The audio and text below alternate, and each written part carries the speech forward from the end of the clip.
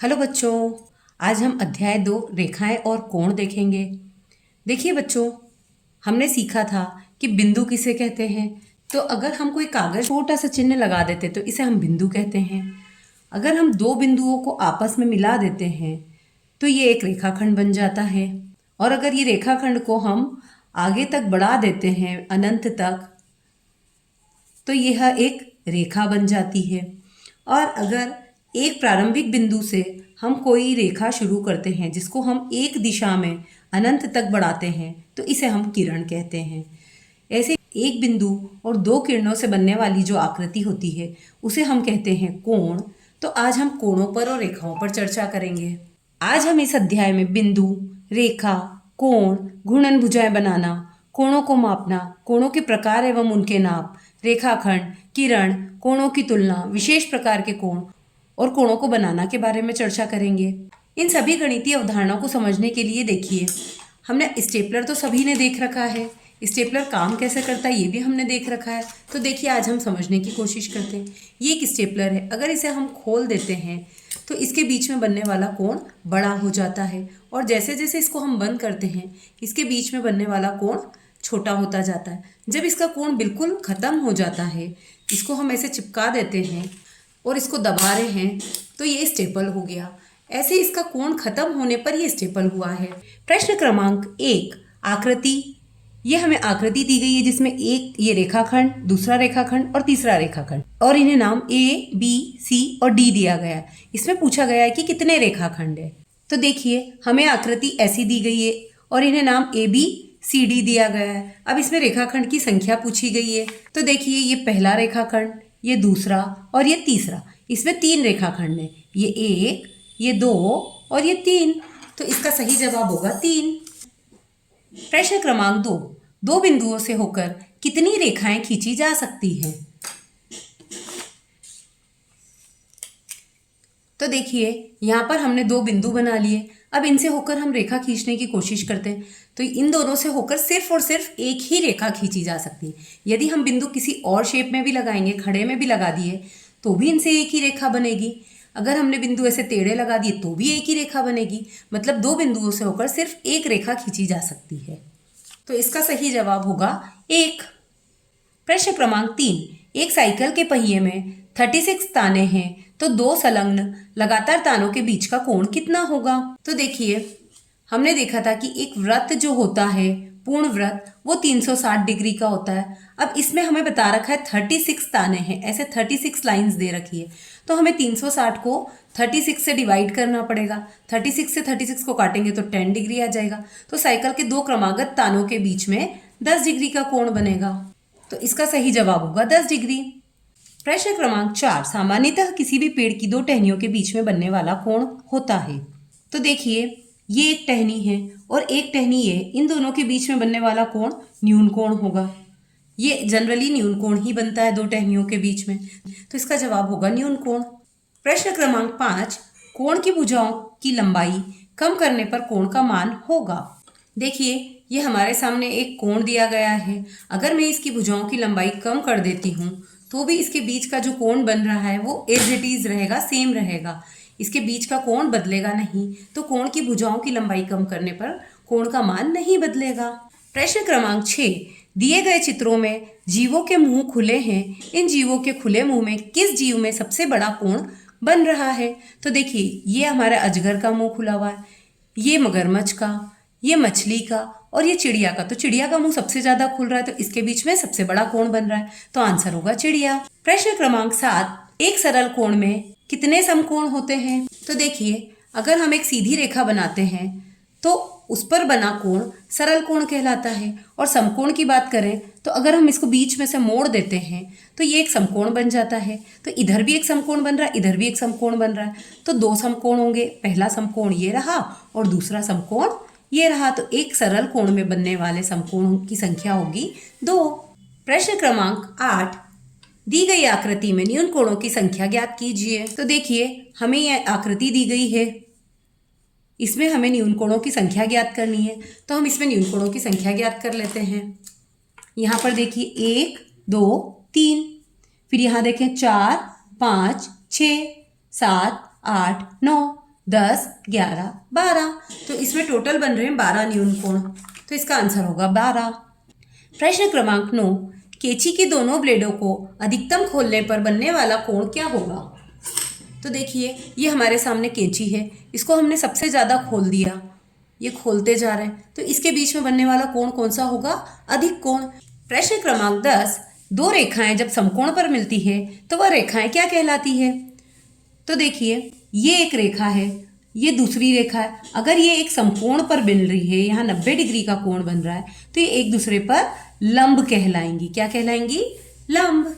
प्रश्न क्रमांक 11, एक पूर्ण घुमाव के 1/4 से कितना कोण बनेगा? तो देखिए ये पूर्ण घुमाव या वृत्त जिसे हम कहते हैं, ये 360 डिग्री का होता है। अगर इसका हम 1/4 करें, मतलब ये हमने आधा किया और अब ये 1/4 कर दिया, तो बताइए बच्चों ये कितने डिग्री का कोण बन रहा है? 90 का बन रहा है ना, तो ये 90 डिग्री का कोण बनेगा। प्रश्न क्रमांक 12, सरल कोण को दो हिस्सों में इस प्रकार बांटा कि एक कोण न्यून कोण है, तो दूसरा कौन सा होगा? तो देखिए ये हमारे पास सरल कोण है, इसको हमको ऐसे बांटना है कि पहला न्यून कोण हो। तो देखिए ये हमने न्यून कोण की तरह बांट दिया। अगर पहला न्यून कोण होगा तो देखिए बचावा कितना होगा? ये जो बच रहा है ये अधिक कोण होगा, ये देखिए। तो अगर एक न्यून कोण है तो दूसरा अधिक कोण होगा। प्रश्न क्रमांक 13, एक पुस्तक के ऊपरी कवर को आधा एवं पूरा खोलने पर कब कम कोण बनेगा? तो देखिए ये हमारे पास पुस्तक है, इसके कवर को, ये इसका कवर है, इसको अगर हमने आधा खोला तो ये इतना कोण बनेगा, लेकिन इसे अगर हमने पूरा खोल दिया तो देखो ये एक सरल कोण बन गया। तो पूरा खोलने पर ज़्यादा कोण बनेगा और आधा खोलने पर कम कोण बनेगा। प्रश्न क्रमांक 14, कपड़ा काटते समय कैंची के दोनों ब्लेड के बीच कोण बंद कैंची से कम होता है या अधिक? तो देखिए ये हमारे सामने एक बंद कैंची है, अगर इससे हम कपड़ा काटते हैं तो हमें इसे खोलना पड़ेगा तब कपड़ा काट पाएंगे। जैसे हम एक कागज काट के देखते हैं, अगर ये कागज है, इसे हम काट रहे तो देखो कैंची को खोलना पड़ा ना, खोला फिर बंद किया, फिर खोला फिर बंद किया, तो ये काट पा रही है। तो बंद कैंची से तो ज़्यादा कोण बनेगा जब हम कपड़ा काटेंगे तब। प्रश्न क्रमांक 15, एक चांदी के आकार के कागज को बीच से मोड़ने के बाद एक और बार मोड़ने पर प्राप्त 4 समान कोणों में से प्रत्येक का मान कितना होगा? तो देखिए हमारे पास ये चांदी के आकार का एक कागज है, अगर हमने इसे बीच में से मोड़ दिया, फिर अगर बीच में से मोड़ दिया, तो ये हमें कितने डिग्री का कोण प्राप्त होता है? तो जब हमारा पूरा कोण जो होता है सरल कोण वो 180 डिग्री का होता है, इसको हमने आधा किया तो ये 90 का बन जाता है, 90 को फिर से आधा किया तो ये 45 डिग्री का बन जाता है। तो देखिए ये 180, ये 90 और बाकी सारे कोण अगर बराबर के हम पूछते हैं कि कितने कितने डिग्री का कोण होगा, तो 45 के होंगे। प्रश्न क्रमांक 16, आकृति में कौन से बिंदु किन्हीं दो रेखाखंडों पर स्थित है? तो देखिए हमें कुछ ऐसी आकृति दी गई है जिसमें ये ए जो है वो सिर्फ एक ही रेखाखंड पर है, लेकिन बी जो है वो ए बी और बी सी दोनों पर है, सी जो है वो सी बी और सी डी दोनों पर है, ऐसे ही डी जो है वो सी डी और डी ई दोनों पर है। इसका मतलब बी सी और डी 3 ऐसे बिंदु हैं जो दो रेखाखंडों पर स्थित है। प्रश्न क्रमांक 17, एक वृत्ताकार गत्ते या कागज को 6 बराबर भागों में बांटने पर एक भाग में केंद्र पर बनने वाला कोण का मान कितना होगा? तो हम जानते हैं कि एक वृत्त जो होता है पूर्ण वृत्त, उसका कोण कितने डिग्री का होता है? 360 डिग्री का। अब इसको हमने कितने भागों में बांटा है? 6 में, तो इसको हम 6 से भाग दे के देख लेंगे। 360 को जब हम 6 से भाग देंगे तो 6 छंग 36, तो ये 6 बार में जाएगा, तो हमारा एक भाग का कोण आएगा 60 डिग्री का। प्रश्न क्रमांक 18, मैं न्यून कोण की वो माप हूँ जिसमें से 6 अंश कम करने पर न्यून कोण ही रहती हूँ, पर उसमें 6 अंश बढ़ जाने पर अधिक कोण हो जाती हूँ। बताओ मैं न्यून कोण की कौन सी माप हूँ? तो देखिए हमारा जो न्यून कोण होता है वो होता है 90 डिग्री से कम का। कितने का होता है? 90 डिग्री से कम का। तो कम में कितना हो सकता है? देखिए 89, 88, 87, 86, 85, 84, कुछ भी हो सकता है, इसे आगे बढ़ता जाएगा 90 डिग्री से कम में। लेकिन हमें जो प्रश्न दिया गया उसमें बताया कि 6 जोड़ने पर वह अधिक कोण बन जाता है और 6 कम करने पर भी वह न्यून कोण ही रहता है। तो देखिए इन सब में अगर हम 6 जोड़ते हैं तो सभी में अधिक कोण बन जाएगा, लेकिन इसमें जोड़ेंगे तो 84 में 6 जोड़ने पर 90 आएगा, जो कि एक समकोण होता है, ये अधिक कोण नहीं होगा। तो हमारा आंसर क्या होगा? 89, 88, 87, 86 और 85। प्रश्न क्रमांक 19, बच्चों हमने रेखा, रेखाखंड और किरण के बारे में जाना किसी तिराहे की सड़कों को किस उदाहरण के रूप में रखना चाहेंगे और क्यों? तो देखिए, तिराहे में क्या होता है, उसके तीनों तरफ रोड निकल रही होती है। तो हमने किरण को देखा था कि वो किसी एक बिंदु से स्टार्ट होकर अनंत तक आगे जाती, तो ये रोड भी आगे बढ़ रही है, तो इसको हम एक किरण की तरह देख सकते हैं। प्रश्न क्रमांक 20, घड़ी की सुइयों के बीच 2 बजे कितने अंश या कितने डिग्री का कोण बनेगा, उनमें आपस में क्या संबंध है?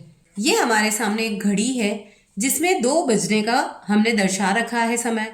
तो इसमें 2 बजे बनने वाले कोणों को हमको पता करना है। तो घड़ी की सुई में हमने देखा कि 12 नंबर होते हैं। तो हम सबसे पहले जो हमारा पूर्ण वृत्त का कोण होता है 360 डिग्री, उसको हम 12 से भाग दे देंगे। जैसे अगर हमने 360 डिग्री में 12 का भाग दिया तो 12 तिया 36, तो ये 30 डिग्री का कोण बनेगा। मतलब घड़ी की सुइयों में 1 बजे बनने वाला कोण होगा 30 डिग्री, तो 2 बजे बनने वाला कोण होगा 60 डिग्री। प्रश्न क्रमांक 21, चांदे की सहायता के बिना एक आकृति बनाई है जिसमें 90 डिग्री, 180 डिग्री और 45 डिग्री के कोण हों। तो देखिए, हमने ये एक वृत्त ले लिया है। इस वृत्त को जब हम आधा मोड़ते हैं तो देखिए ये 180 डिग्री का कोण बन चुका है, और इस वृत्त को हम जब डबल से आधा मोड़ते हैं तो ये 90 डिग्री का कोण बन जाता है, और जब इस वृत्त को हम फिर से डबल मोड़ते हैं तो ये 45 डिग्री का कोण बन जाता है। इस प्रकार हम चांदे की बिना सहायता के भी कोण बना सकते हैं। प्रश्न क्रमांक 22, अंग्रेजी वर्णमाला के कैपिटल अक्षरों की सहायता से न्यून कोण, अधिक कोण एवं समकोण के 2 उदाहरण दीजिए। ये देखिए, ये M बन रहा है, इसमें यहाँ पर और यहाँ पर न्यून कोण बन रहा है। ये N बन रहा है, इसमें यहाँ पर और यहाँ पर न्यून कोण बन रहा है। ऐसे ही ये R बन रहा है, इसमें यहाँ पर न्यून कोण बन रहा है। इस प्रकार से हम जितने भी अक्षरों में न्यून कोण बन रहे हैं उनमें से कोई 2 अक्षर ले सकते हैं। ये देखिए, यहाँ पर हमने कुछ अल्फ़ाबेट्स जो लिखे हैं। न्यून कोण जो बन रहा है वो MNR में बन रहा है। ऐसे अधिक कोण जो बन रहा है, ये देखिए यहाँ पर अधिक कोण बन रहा है, यहाँ पर और यहाँ पर 2 जगह अधिक कोण बन रहा है। ऐसे ही यहाँ पर और यहाँ पर अधिक कोण बन रहा है। अब समकोण को देखें तो देखिए ई में यहाँ इस कोने में ऐसे सभी जगह समकोण बन रहा है। एल में भी समकोण बन रहा है और टी में भी समकोण बन रहा है। तो ऐसे हम देख सकते हैं कि कौन से अल्फ़ाबेट में क्या बन रहा है, और उनमें से हम कोई से भी 2 अल्फ़ाबेट्स को यहाँ लिख सकते हैं। प्रश्न क्रमांक 23, किसी कमरे में सामान्यतः बल्ब के होल्डर को दीवार से कौन से कोण पर लगाया जाता है जिससे पूरे कमरे में पर्याप्त रोशनी हो? तो देखिए, बल्ब के होल्डर को न्यून कोण में लगाया जाता है ताकि उसकी रोशनी पूरे कमरे में पर्याप्त हो सके। प्रश्न क्रमांक 24, निम्नलिखित अंग्रेजी अक्षरों से बनने वाले कोणों के नाम लिखिए। तो देखिए, M में बनने वाला कोण कौन सा है? अभी अपन ने देखा था न्यून कोण है। K में देखिए आप न्यून कोण और अधिक कोण दोनों बन रहे हैं। ऐसे ही T में समकोण बन रहा है, और Y में भी देखिए न्यून कोण और अधिक कोण दोनों बन रहे हैं। प्रश्न क्रमांक 25, प्रकार की सहायता से 5 सेंटीमीटर त्रिज्या लेकर एक संपूर्ण घुमाव का 3/4 घुमाने पर केंद्र पर बनने वाले कोण के मान लिखिए और आकृति बनाइए और कोण अंकित कीजिए। तो देखिए, 5 सेंटीमीटर त्रिज्या का आप अलग से वृत्त बना सकते हैं। यहाँ जगह कम थी तो अपन ने एक छोटा सा वृत्त बना दिया है। उसको अगर हम 3/4 घुमाते हैं तो देखिए कुछ इस प्रकार की आकृति हमें प्राप्त होगी। ये जो आकृति हमें प्राप्त हुई है ये 90 डिग्री की है। ये पूर्ण वृत्त का जो कोण होता है वो 360 का होता है। अगर 360 में से हम ये 90 कम कर दे तो देखिए 270 होगा, या फिर हम 360 में 3/4 का गुणा करके भी 270 प्राप्त कर सकते हैं।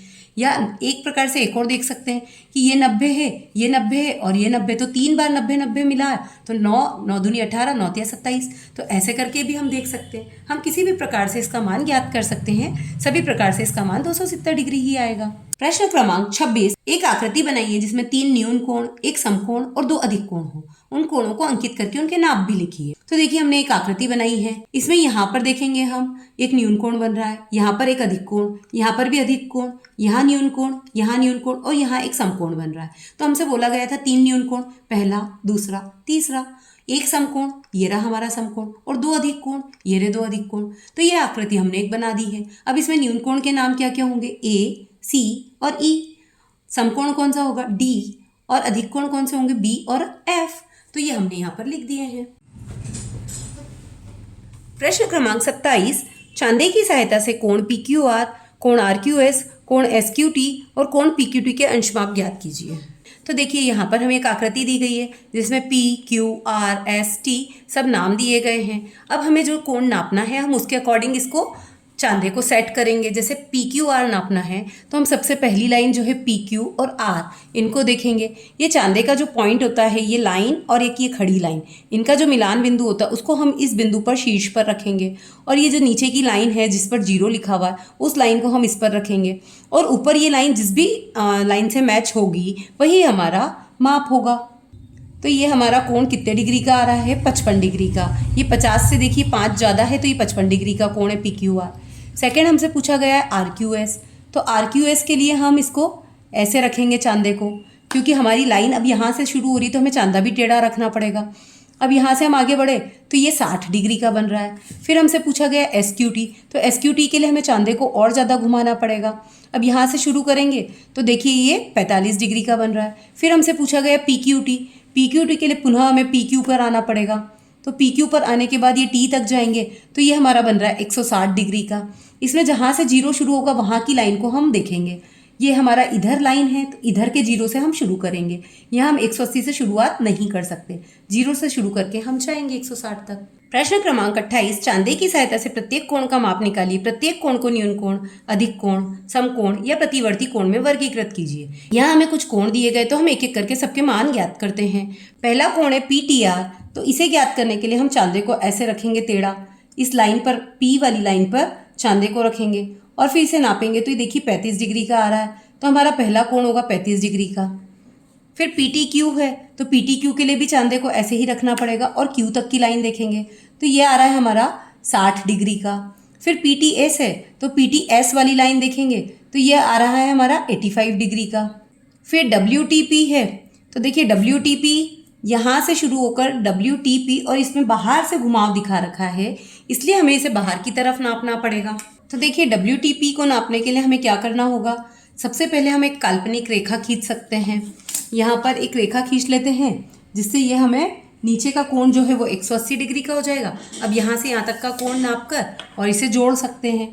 तो यहाँ से यहाँ तक का कोण कितना आ रहा है हमारा, 65 डिग्री का। तो 180 में जब हम 65 जोड़ेंगे तो वो हो जाएगा 245 डिग्री का कोण। या फिर हम इसको ऐसे भी ज्ञात कर सकते हैं।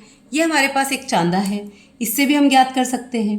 यहाँ से अगर हम शुरू करते हैं तो हम सीधे यहाँ तक जा सकते हैं। तो ये 180 और यहाँ पर हो गया हमारा वापस 65। 180 और 65 मिलके हो गया हमारा 245 डिग्री का कोण। प्रश्न 29, क्या अक्षर Y को इस प्रकार बना सकते हैं कि 150 डिग्री, 80 डिग्री और 150 डिग्री का कोण निर्मित हो? यदि हाँ तो क्यों और नहीं तो क्यों? तो देखिए, जो अगर हम अक्षर Y को इस प्रकार से बनाते हैं जिसमें 150 डिग्री, 80 डिग्री और 150 डिग्री का कोण निर्मित होता है, तो इन तीनों को जब हम जोड़ते हैं तो इनका योग आता है 380 डिग्री। जबकि हम जानते हैं कि पूर्ण वृत्त का जो योग होता है कोणों का वो होता है 360 डिग्री। तो 380 तो गलत हो गया, तो ऐसा कोण हम नहीं बना सकते हैं, ऐसे Y को हम नहीं बना सकते हैं। अब अगर हमें 150 डिग्री का मान लेकर Y बनाना है तो हमें यहाँ पर 80 को 60 करना होगा। 20 डिग्री जो ज़्यादा आ रहा है उसे हमें कम करना होगा।